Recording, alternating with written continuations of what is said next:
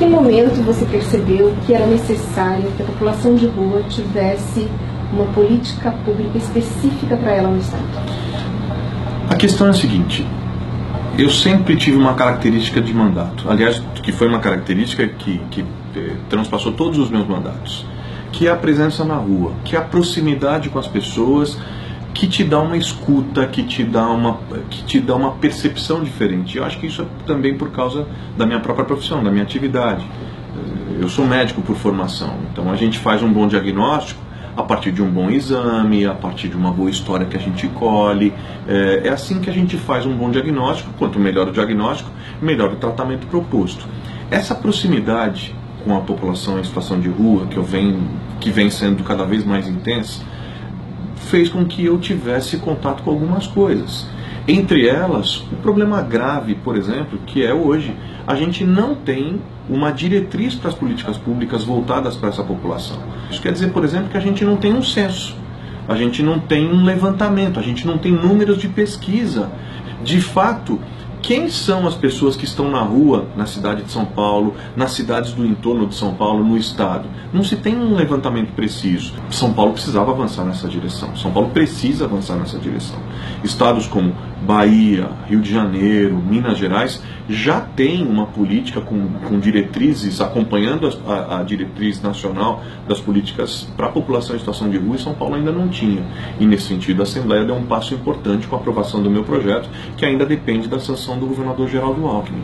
Mas tem alguns avanços muito importantes nisso, como por exemplo, a criação de um centro estadual de defesa dos direitos humanos voltado para a população em situação de rua. Um centro que concentra dados, um centro que concentra informação, um centro onde as pessoas já sabem que ali é o local onde elas devem procurar, onde elas serão encaminhadas, onde elas terão informações sobre os seus direitos, enfim, onde se concentram os serviços de atendimento a essa população. A lei também estabelece o seguinte: a criação inédita de um comitê intersetorial que leve em conta várias secretarias de governo para discussão dos assuntos relacionados à população em situação de rua como prioritários. A criação desse comitê faz com que se possa efetivamente ter o que hoje qualquer governo tem dificuldade, que é articular as várias pastas em torno da priorização de temas como o da população em situação de rua. Por que você acha que a gente chegou nesse ponto que a gente chegou, dessa população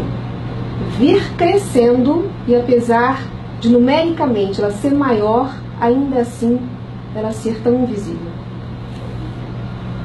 Eu penso que o grande desafio está na sensibilização da sociedade e das pessoas. Em questão de mais ou menos 2 semanas, eu estava conversando com um casal que está vivendo na rua.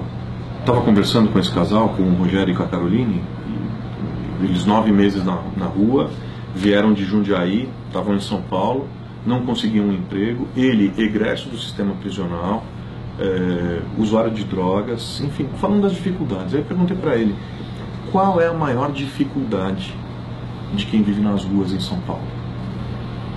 Ele parou uns 10 segundos, olhou para mim e falou assim: olha, a maior dificuldade é o fato da gente ser absolutamente invisível.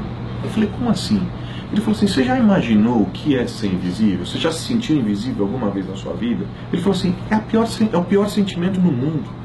Quando você está sentado no chão, as pessoas passam por você como se você fosse um objeto. Então, é papel da gente mudar essa cultura. É papel da gente mudar esse olhar. É papel da gente sensibilizar essa sociedade. Eu estou fazendo isso através de leis, através do meu trabalho político, mas eu penso que isso é papel de todos nós. A gente pode ter as melhores leis do mundo, pode ter a legislação mais moderna, mais eficaz do mundo, mas se não houver uma mudança cultural profunda, se não houver uma mudança de olhar que passa pelo coração, dificilmente a gente avança. Mas eu sou otimista, eu tenho certeza que a gente tem tudo para virar esse jogo, que eu sou daqueles que acreditam, eu acredito em São Paulo, acredito no povo da minha cidade, acredito no Brasil.